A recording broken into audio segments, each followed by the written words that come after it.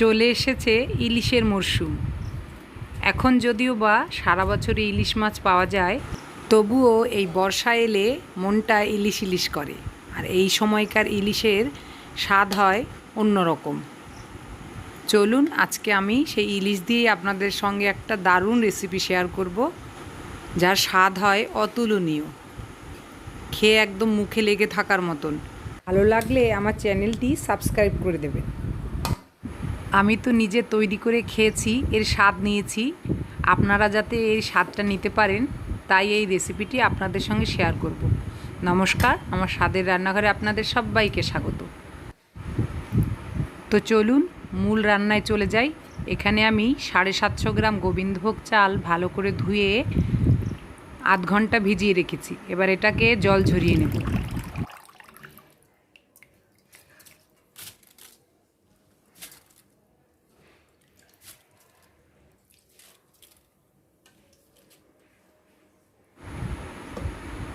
মাছটা কেটে ধুয়ে পরিষ্কার করে নিয়েছি।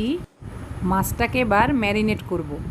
তার জন্য দেব হাফ চামচ লবণ, 2টো পেঁয়াজ, 4 কোয়া রসুন আর হাফ ইঞ্চি আদার টুকরো, 4টে লাল লঙ্কা বেটে রেখেছিলাম, সেই পেস্টটা দিয়ে দিলাম। আর দেব 4 চামচ টক দই। ফ্রেশ টক দইটা ব্যবহার করবেন যাতে টকটা কম হয়। আর দেব 1 চামচ জিরে গুঁড়ো, 1 চামচ লঙ্কা গুঁড়ো, এটা ঝাল লঙ্কার গুঁড়োই দিয়ে আমি দিলাম, আর 1 চামচ ধনে গুঁড়ো। দেব 2 চামচ সাদা তেল বা রিফাইন্ড অয়েল দিয়ে মাছটাকে ভালো করে মাখিয়ে নেব।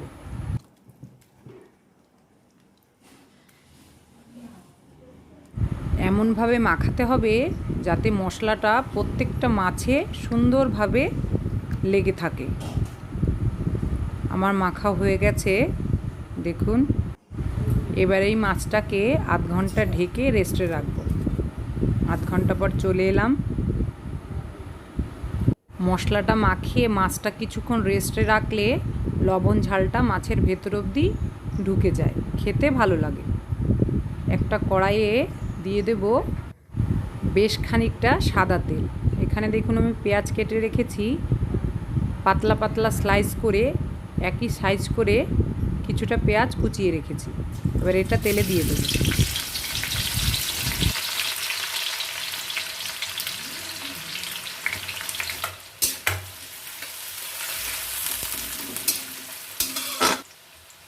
সামান্য একটু লবণ দিলে তাড়াতাড়ি হয়ে যাবে। পেঁয়াজটাকে আমি লাল মুচমুচে বেরেস্তা করে ভেজে নেব।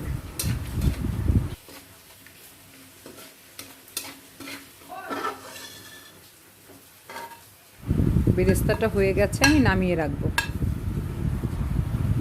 এবার ওই তেলেই ফোড়ন দেব সামান্য একটু পেঁয়াজ কুচি। এটা ভাজা ভাজা করা লাগবে না, একটু নেড়ে নিয়েই ওই মাখিয়ে রাখা মাছগুলো দিয়ে দেব।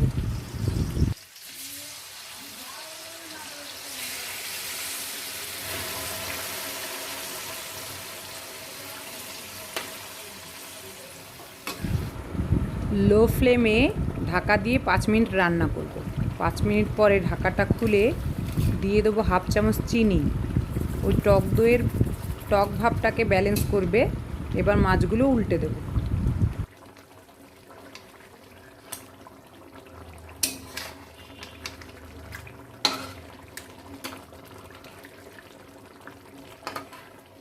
আবারও লো ফ্লেমে ঢাকা দিয়ে 3 মিনিট মতন রান্না করে নেব। দেখুন আমার মাছগুলো সিদ্ধ হয়ে গেছে, তেল ছেড়ে দিয়েছে। এবার এটাকে নামিয়ে সাইডে রেখে দেবো। অন্য একটা কড়াইয়ে 4 চামচ সাদা তেল গরম করে তাতে ফোড়ন দেব থেতো করে রাখা গরম মশলা আর 4টে তেজপাতা। দিয়ে দেবো জল ঝরিয়ে রাখা গোবিন্দভোগ চালগুলো।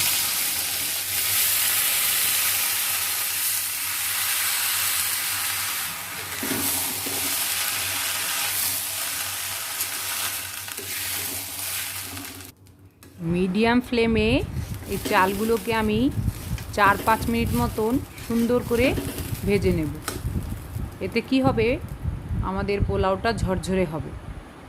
মাছগুলো ঝোল থেকে আলাদা একটা পাত্রে তুলে রাখবো এবং এই মশলাটার ভেতরে ওই ভাজা চালটা দিয়ে আরও 2-3 মিনিট মতন ভাজবো। এতে কি হবে, মাছের ফ্লেভারটা পুরো চালের ভেতরে ঢুকে যাবে।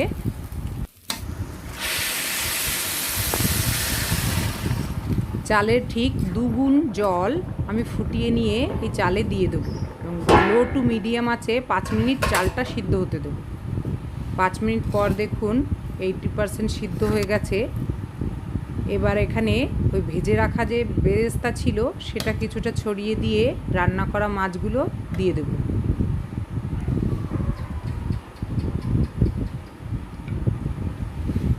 মাছগুলো দিয়ে উপর দিয়ে একটু চালটা দিয়ে আস্তে আস্তে করে একটু ঢাকা দেওয়ার মতো করে সরিয়ে সরিয়ে এইভাবে দিয়ে দেবো। এবার অপর দিকে আরেকটু বেরেস্তা দিয়ে বাকি মাছগুলো দিয়ে আবারও চালগুলোকে সরিয়ে মাছগুলোকে একটু ঢেকে দেব।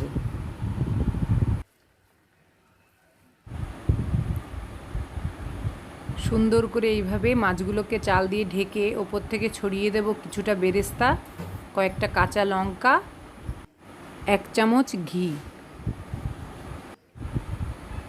আবারও ঢাকা দিয়ে লো ফ্লেমে 5 মিনিট থেকে 7 মিনিট চালটাকে পুরোপুরি সিদ্ধ করে নেব। ব্যাস তৈরি হয়ে গেল আমার সুস্বাদু ইলিশ পোলাও। এবার আমি কলা পাতায় এটাকে নিয়ে নেব এবং খেয়ে দেখব কেমন খেতে হয়েছে। দেখুন একদম ঝরঝরে হয়েছে, গন্ধটাও বেরিয়েছে খুব সুন্দর। আপনারাও বাড়িতে ট্রাই করে অবশ্যই জানাবেন আপনাদের কেমন লাগলো। ভিডিওটি দেখার জন্য সবাইকে ধন্যবাদ। দারুণ স্বাদ হয়েছে।